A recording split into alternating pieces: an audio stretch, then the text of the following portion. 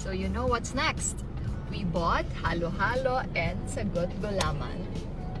Thank you, Ate Ruby. Ito na. Pinadalan tayo ni Inasal ng halo-halo and crema de leche. Pero gusto ko talagang matry yung ginawa ni Gachabel. Total, wala tayong event ngayon. Kapag sumakit ang tiyan. Sige, kaya mo yan. Kaya mo yan. So, ang ginawa niya. Medyo nakakatakot siya kasi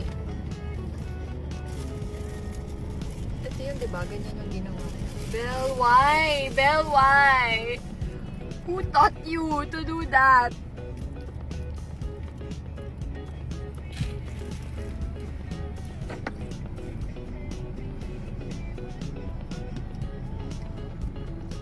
In fairness me, masarap naman siya.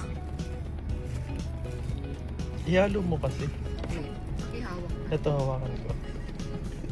Struggle pala sa sasakyan kumain nito. At may tumawag, kaya nawalan po tayo dito ng audio. Pero i-voice over ko na lang kung ano yung lasa nito. So, ayan na. Ganito niya ginawa yun eh. Binuhos niya. Actually, nakakatakot yung buhos. Pero, let's see. As an adventurous person. In fairness nung nalasahan ko siya, para siyang halo-halo na may vanilla extract. Ganyan. Yun yung sinabi ko dyan. Promise. Walang charot. So, okay naman pala yung lasa.